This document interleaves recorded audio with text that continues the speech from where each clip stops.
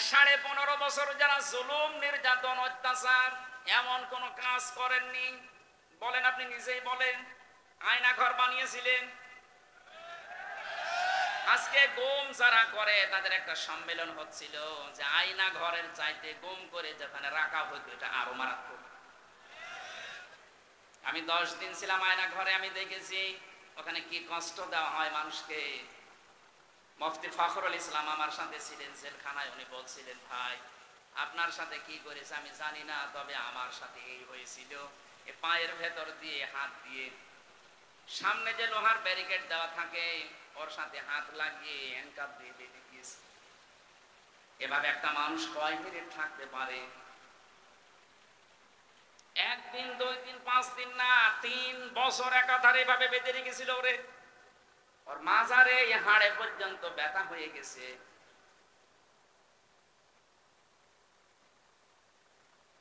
মাঝে মাঝে দেখতাম কারাগারের ওই কন্ডেম সেলের ভেতরে 2 হাত পা ছেড়ে দিয়ে একেবারে হাটপাট হয়ে পড়ে আছে। কি গো এই করে থাকেন কেন? আমারে বলে হামজা ভাই আপনার সাথে কি হয়েছে আমি তো জানি না, তবে আমার সাথে যা হয়েছে, এই যে মানুষদের শুয়ে থাকে এটা যে কত বড় নিয়ামত আমি টের পাচ্ছি। মানুষ 1.5-2 মিনিট সময় দিত 24 ঘন্টার ভেতরে টয়লেট করার জন্য। সকালে পচা ছোলা দিত, আবার মনে আছে কেউ মাখিয়ে ফেলেছে। আরে ভাই এটা তো 2 দিন 5 দিন 7 দিন করলে মানুষ অসুস্থ হয়ে যায়। কেউ 8 বছর, কেউ 10 বছর, কেউ 14 বছর পর্যন্ত ওখানে পড়ে আছে, আমি নিজে দেখেছি। বিভিন্ন দেওয়ালে ছোট ছোট করে না বোঝা না বোঝা এরকম লেখা থাকতো যে ভাই যদি কেউ বাইরে যেতে পারে পরিবারকে একটু বলে দেবেন এই নাম্বারে যে আমি বেঁচে আছি।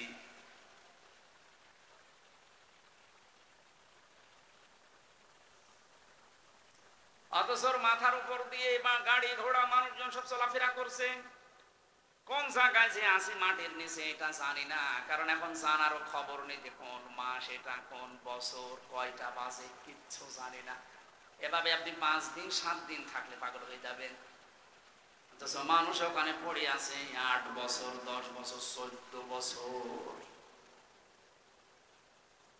এই অপরাধের সাথে যারা জড়িত ছিলেন, যারা মানুষকে মিথ্যা মামলা দিয়ে হয়রানি করে জেলে ভরে রেখেছেন, যারা তাদের ব্যবসা প্রতিষ্ঠান বন্ধ করে দিয়েছেন, এরকম বড় বড় অপরাধ যারা এই 15 বছরে করলেন, আপনার বিবেকে কি বলে যে আপনি আস্তাগফিরুল্লাহ পড়বেন আর আল্লাহ মাফ করে দেবে, তাহলে এর উপরে অফিসার হবে না? আপনার মাপ পাওয়ার একটাই পদ্ধতি আছে। এখন আপনি অপরাধ করেছেন যার কাছে, স্বীকার করবেন তার কাছে। তার কাছে স্বীকার করার পরে সে যদি বলে না আমার এই মুক্তিপণ দেওয়া লাগবে, আমার যা ক্ষতি হয়েছে এর ক্ষতিপূরণ দিয়ে যান, আপনাকে তাই দেওয়া লাগবে। আমি তো আমার নিজেরটা বললাম, আমাকে বিনা কারণে আপনি 3টা বছর রেখে দিলেন। এখন যদিও আমার মামলায় কয়েকদিন আগে সব খারিজ হয়ে গেছে, আদালত কর্তৃক প্রমাণিত যে আমার কোনো দোষ পাইনি, তার আমি নির্দোষ, তাহলে 3 বছর আমাকে ফাঁসির কন্ডেম সেলে রাখলেন, এটা অন্যায়। যদি দোষ পেতেন তাহলে কিছু বলতাম না। আদালত কর্তৃক প্রমাণ হয়েছে আমার কোনো দোষ নেই, আমি নির্দোষ। যে মামলা আমারে দিয়েছে ও বিষয় আমি কিছু জানি না। এরপরও 32 লাখের উপরে টাকা আমার বাবার খরচ করালেন আপনি। এই মামলাটা সিএমএম কোর্ট, জজ কোর্ট, হাইকোর্টে কমপক্ষে 30 বার উঠেছিল। এটা বিশাল ক্ষতি আমার জীবনে করলেন। শুধু আমার একা না, আমার স্ত্রীর, আমার 2টা মেয়ের, আমার মা বাবার। কথা বলছেন না? আর আপনি আন্দাজে কাবার গিলাফ ধরে এখন যে পড়বেন আস্তাগফিরুল্লাহ আর আল্লাহ আপনাকে মাফ করে দেবে, আমি খেলা করছি? আপনি আগে আমার কাছে বলবেন। আমি যদি বলি আমার ক্ষতিপূরণ দেওয়া লাগবে, আমি তো বলে দিয়েছি আমার মামলার আয়ু সহ যারা একেবারে উপর পর্যন্ত তারা জড়িত, প্রত্যেকের মাপ চাইতে হলে আমার ক্ষতিপূরণ দেওয়া লাগবে। তো মাপ নেই, কিসের মাপ? আর আমি যদি মাফ না করি কিয়ামতে এটা আল্লাহ ডবল করে বিচার করবে। ওই মহিলা ভালোভাবে বুঝেছিল যে এটা আস্তাগফিরুল্লাহ পড়ার কাজ না। দুনিয়ায় আগে শাস্তি যদি আমি নিয়ে যেতে পারি তাহলে কঠিন ময়দানে এই বিষয় আল্লাহর জিজ্ঞাসা করবে না। আমরা এখন এই ধান্দায় অনেকে আছি, অনেকে কিছু জানে না, যে যা কসে করুক, গাছ তাকফিরুল্লাহ পড়ে নেব না, হবে না। আপনি যা করেছেন আপনার জীবনে, যার কাছে যেটা করলেন আপনি তার কাছে যেটা স্বীকার করবেন আগে। আমি আশা করি আমার এই হাদিসের ব্যাখ্যা আপনি বুঝেছেন। কি কথা বলেন না কেন? এরপরে যদি না বোঝার ভান করে থাকেন, আমার মনে হয় আপনি বুঝবেন না। আপনার কোরআন শরীফ বুখারী শরীফ হবে না, বাকারি শরীফ লাগবে। আমি আবার রিপিট করছি, অপরাধ যার কাছে স্বীকার করবেন তার কাছে। বলেন বলেন। এটা যদি বাংলাদেশে আমরা চালু করতে পারি, আল্লাহর কসম এ দেশে কেউ অপরাধ করার সাহস পাবে না। অপরাধ করে করবো কি, স্বীকার করা লাগবে আজ নাই কাল। এমনকি এ দুনিয়ায় শেষ না, এরপরে আর একটা জগৎ আছে, ওখানে স্বীকার করা লাগবে। আর ওইটা তো আরো কঠিন।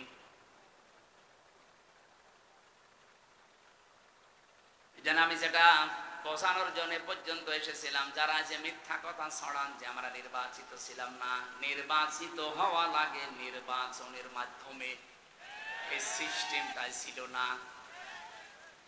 কোরআনে কারিমে আল্লাহ সূরা হজের ৭৮ নম্বর আয়াতে জানিয়েছেন, হুয়া জিতাবাকুম ওয়া মা জাআলা আলাইকুম ফিদ্দীনি মিন হারাজ। তিনি সে আল্লাহ যিনি তোমাদেরকে নির্বাচিত করেন। জামালপুরবাসী বুকে হাত দিয়ে বলেন তো, নির্বাচিত করা হয়েছে পদ্ধতির মাধ্যমে, তার নাম কি? নির্বাচন। বলেন বলেন। নির্বাচন না হলে মানুষ নির্বাচিত হয় কি করে? যেহেতু এটা হয়নি, তার মানে আপনি নির্বাচিত না। এ কথাটা মিথ্যা কথা। আপনি যতই মোড়লদেরকে বোঝান, তারা তো আর পাগল না, অত পাগল না। পাগল কিন্তু অত পাগল না। সুতরাং মিথ্যা কথা ছড়ানো যাবে না। যারা ছড়াচ্ছেন তারা থামবেন। আমি জানি জালেমদের কপালে হেদায়েত নেই। আল্লাহু লা ইয়াহদিল কওমাস সালিমিন। আল্লাহ বলেন ইয়াহদি, এটা মজারে, বর্তমান, ভবিষ্যৎ, প্রেজেন্ট, ফিউচার। জালেমদেরকে আমি আল্লাহ পথ দেখাচ্ছি না, ওদেরকে পথ দেখাবো না। এজন্য জালেমদের দুনিয়াও শেষ, আখিরাতও শেষ। কারণ কিয়ামতের দিন জালেমরা আল্লাহর মামলার আসামি। কার? এটা আমি মানালাম। সূরা শুরা ৪২ নম্বর আয়াতের প্রথম অংশে আছে, ২৫ নম্বর পারার ৬ নম্বর পৃষ্ঠার ১২ নম্বর লাইনে পাবেন, ইন্নামাস সাবিলু আলাল্লাযীনা ইয়াযলিমুনান নাস। অবশ্যই আমি আল্লাহ নিজে মামলা দায়ের করব তাদের বিরুদ্ধে যারা মানুষ হয়ে মানুষের উপরে জুলুম করেছে। এটা দেশে হয়নি বলেন তো? এই কথা বলেন না, হয়নি? এই জন্য বলছি জালেমরা, ওদের দুনিয়া শেষ, আখিরাত তো আগেই শেষ। আমরা যেন আবার ওদের মতো কপাল পোড়া হয়ে না যায়, আমি এই জন্য বারবার সতর্ক করছি। আমাদের সামনের জীবন বিবেক দিয়ে চালানো লাগবে। আজকের তেলাওয়াত কি আয়াতে আল্লাহ ওই কথাগুলো আমাদেরকে শোনাচ্ছেন। যাদের ৩টি ইন্দ্রিয় শক্তি দিয়েছি কিন্তু তারা কাজে লাগাচ্ছে না, আমি আল্লাহর ঘোষণা, এরা জাহান্নামী। ওয়ালাকাদ দারআনা লিজাহান্নামা কাসীরাম মিনাল জিন্নি ওয়াল ইনস। সূরা আরাফের ১৭৯ নম্বর আয়াতের প্রথম অংশে আল্লাহ জানিয়েছেন অবশ্যই।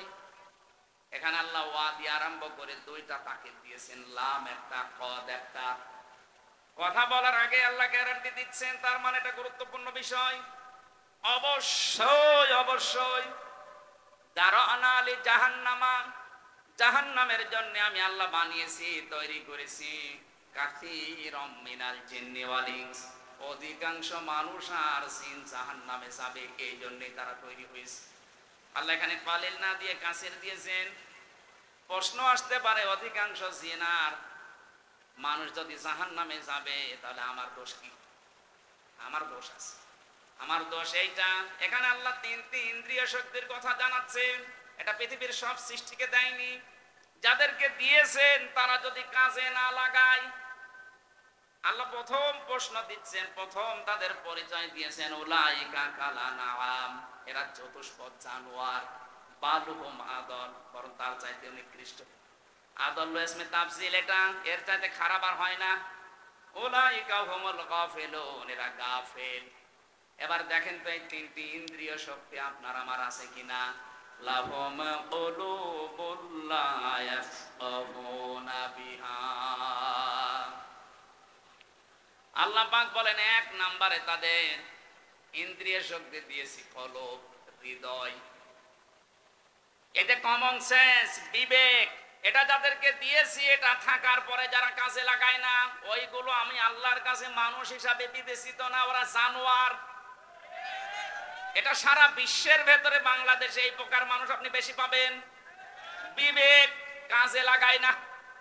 এই কথা বলছেন না কেন? আপনি দেখেন তো, বিবেক কাজে লাগায় না এরকম মানুষ দেশে নেই। আপনি একটু বারের জন্য বিবেককে একটু নাড়া দেয় না যে আমি কি ছিলাম আর কি হলাম।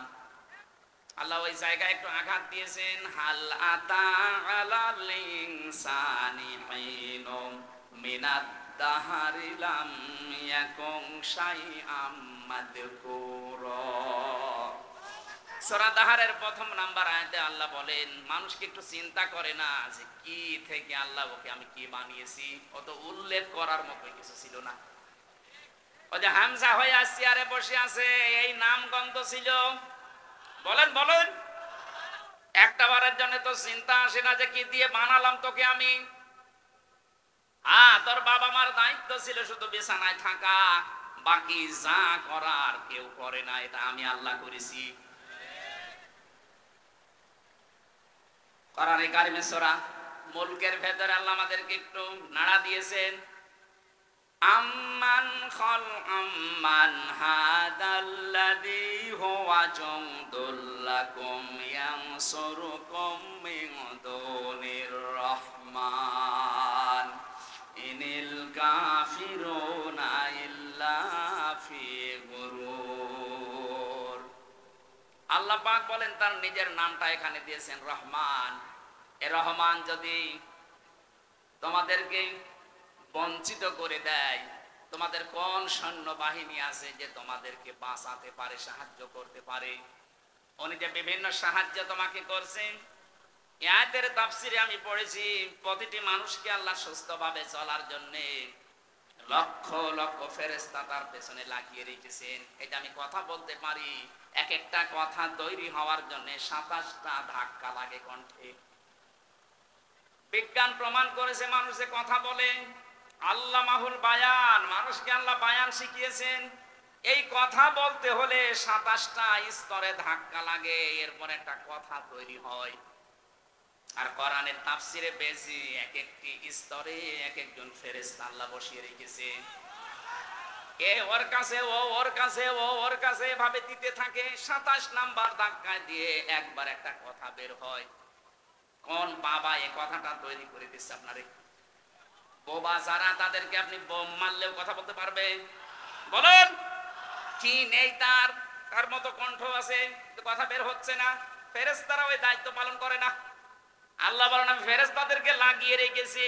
এই যে কানে শোনো, এখানে প্রায় 24টা ধাক্কা লাগছে। 24টা ধাক্কা লাগার পরে পর্দায় কথাটা যে ধাক্কা লাগে, ওখানে একটা তরঙ্গ সৃষ্টি হয়।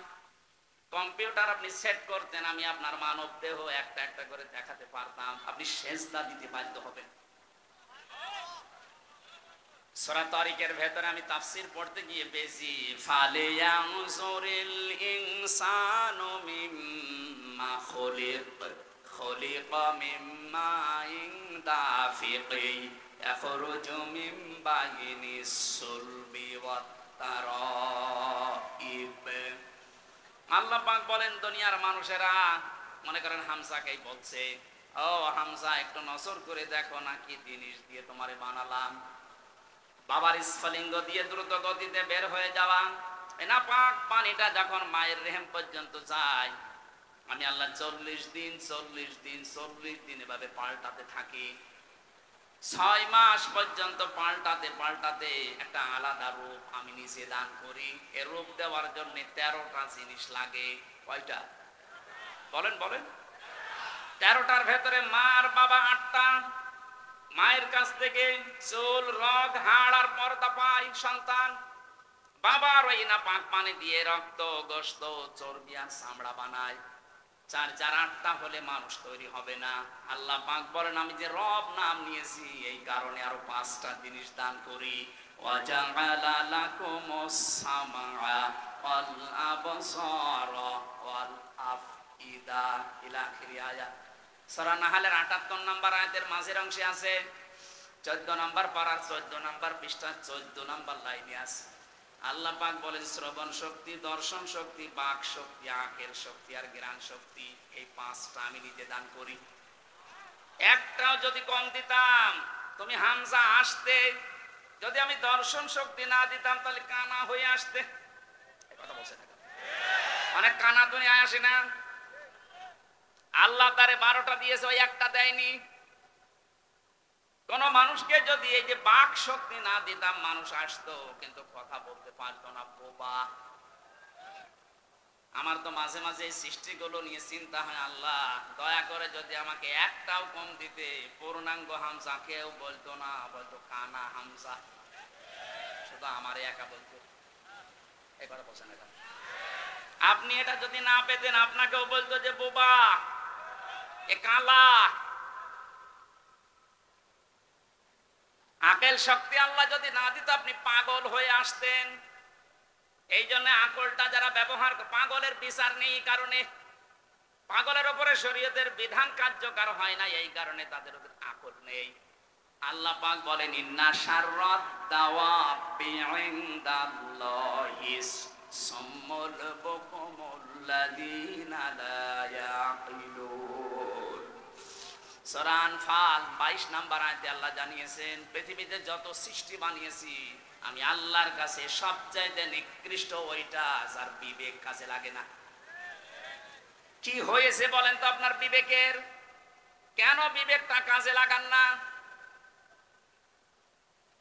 কোরআনে কারিমে আমি দ্বিতীয়বার পেয়েছি যারা জাহান্নামের দরজার কাছে যাবে, ধাক্কা দিতে দিতে যখন জাহান্নামের দরজার কাছে নিয়ে যাবে মানুষদেরকে, ওখানে যিনি দাঁড়িয়ে আছেন মালিক, দারওয়ান ফেরেশতা, ফেরেশতা বলবে হাত্তা ইযা জাউহা ফুতিহাত আবওয়াবুহা ওয়া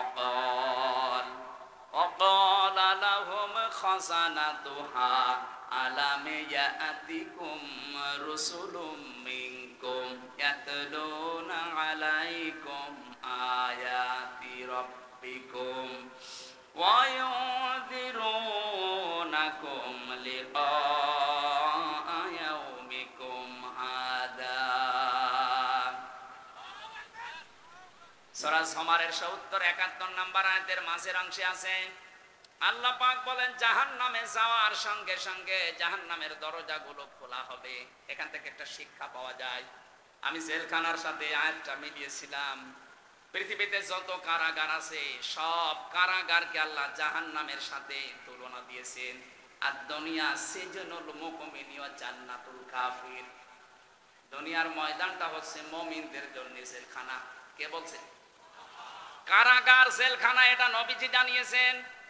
আমি এই শব্দ মিলালাম এইভাবে যে কারাগারের দরজা সব সময় ২৪ ঘন্টা বন্ধ থাকে। যেই দিন এটা ওপেন করা হয়েছে ওই দিন থেকে যতদিনে কারাগার স্থায়িত্ব, যতদিন থাকবে কোনদিন কারাগারের মেন ফটক খোলা থাকবে না। ২৪ ঘন্টা বন্ধ থাকে। কেউ গেলে খুলে দেয়, তাড়াতাড়ি ঢুকে আবার তালা মেরে দেয়।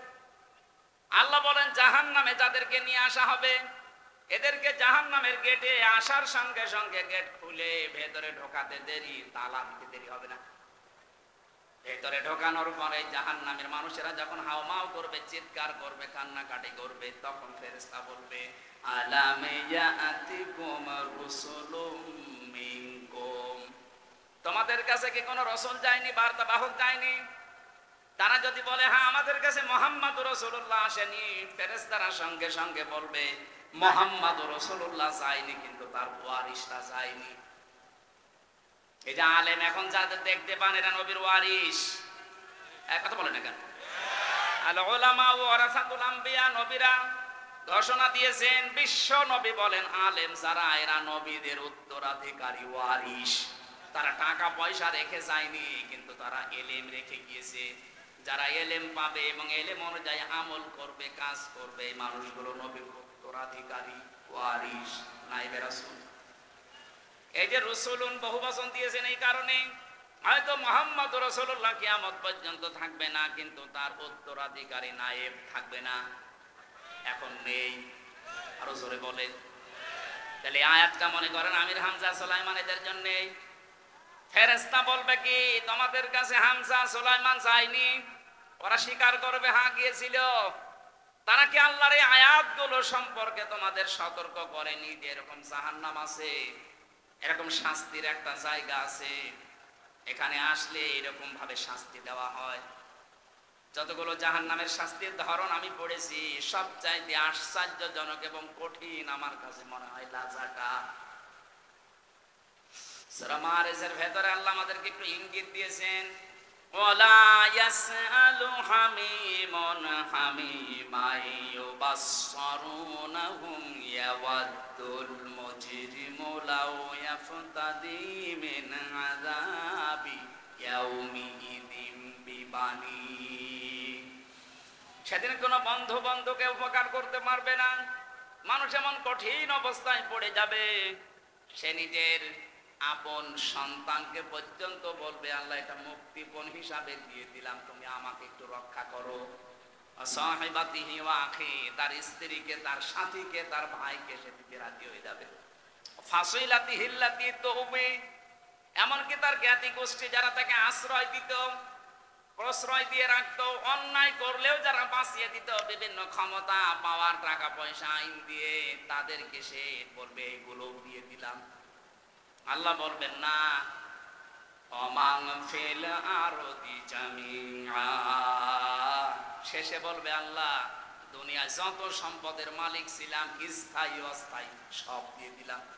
মাইনজি, এরপরও আমাকে নাজাত দাও। এবার ধমক আসবে। আল্লাহ রাব্বুল আলামিন তার বিচারের কাঠগড়ায় এবার মাত্র ধমক মারবেন, কাল্লা, কখনোই না, ইন্নাহা লাযা, তোর আমি লাজায় দেব। কোথায় বলেন বলেন? শব্দটা শুনতে যত ছোট মনে হচ্ছে, ব্যাপারটা অত ছোট মনে না। ইন্নাহা লাযা, তোরে আমি লাজায় দেব।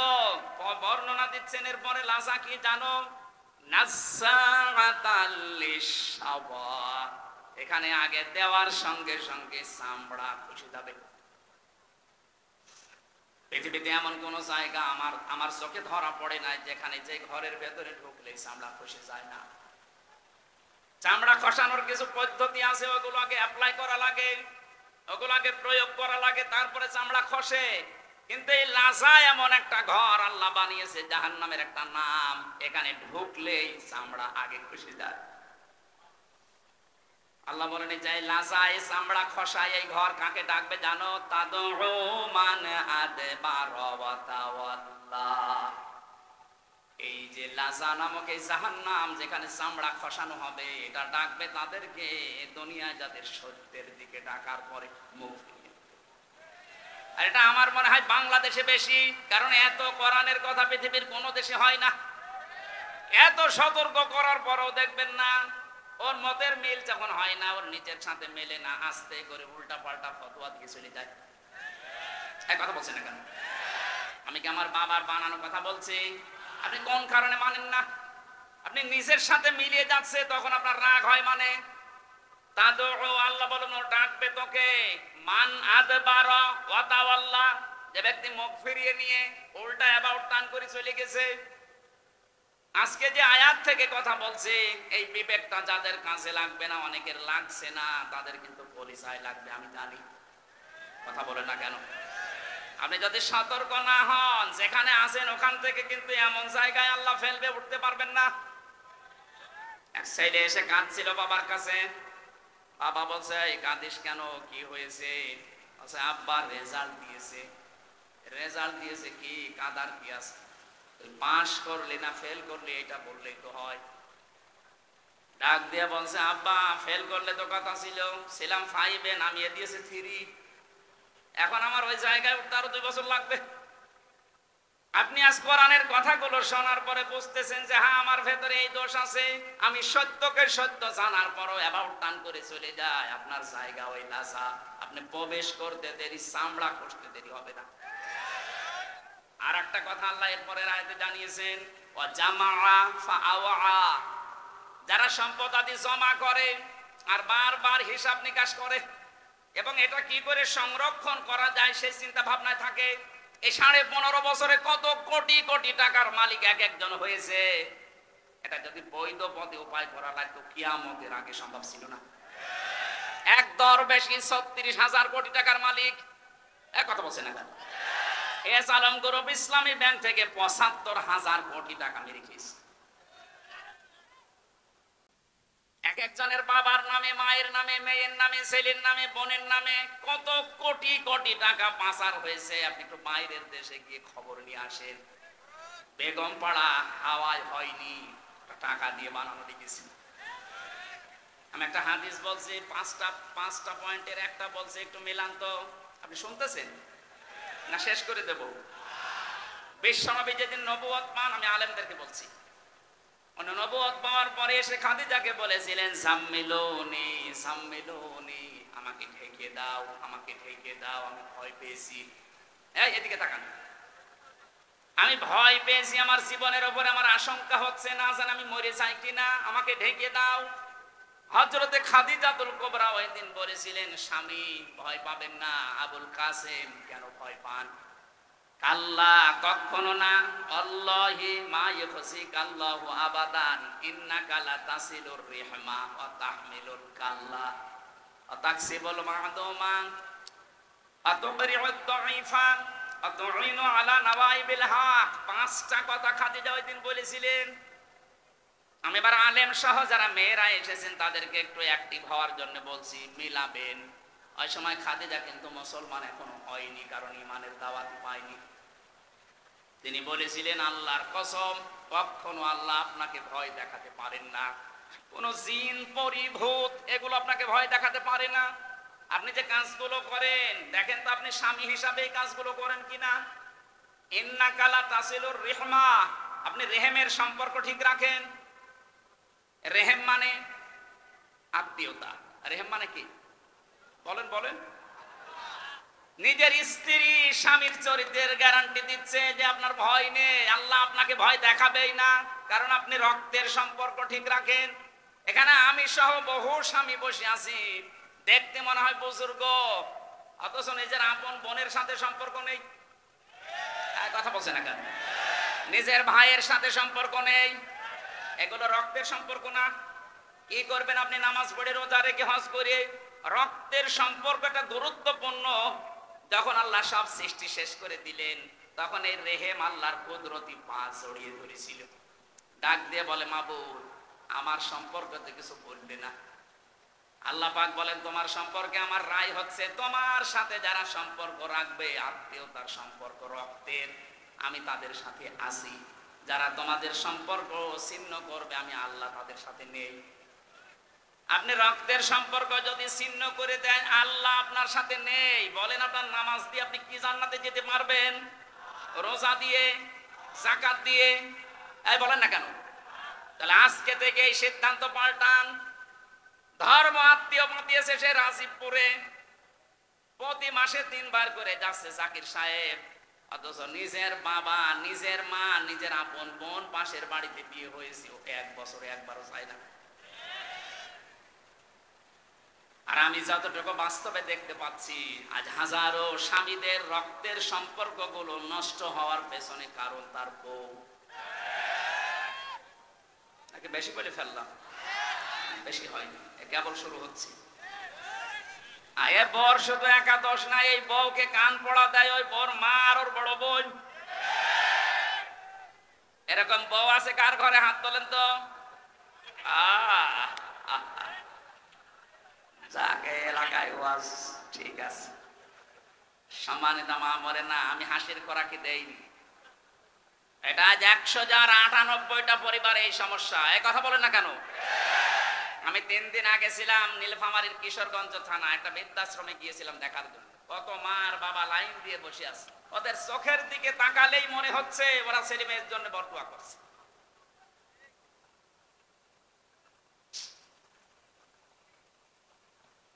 এই ছেলেটার জন্য 25 থেকে 30 বছরের মা বাবা শ্রম দিল, আর বিয়ে করার পরে বউটা এমন 2 দিন পরে পরে বলে আলাদা হয়ে যাও, এই বুড়ি বুড়ার সাথে আমি আর থাকবো না।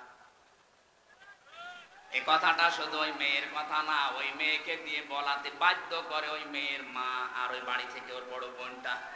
যাদের বড় বোন আছে ওদের বিয়ে করবেন না, তাই বলে সমস্যা হইল। সম্মানিত মা বোনেরা, মনটা উদার করেন। এত ছোট মন কেন আপনার? আপনি কি কিয়ামত পর্যন্ত হায়াত নিয়ে এসেছেন? খুব বেশি হলো না 60-70 বছর আপনি পরে পড়ক করবেন। এই জায়গাটা তখন আপনার বেটার বউ, আপনার ছেলে, এর আপনার নাতিপুতি, তারা এসে চাষ করবে, আপনি কবরে আগুন পাবেন।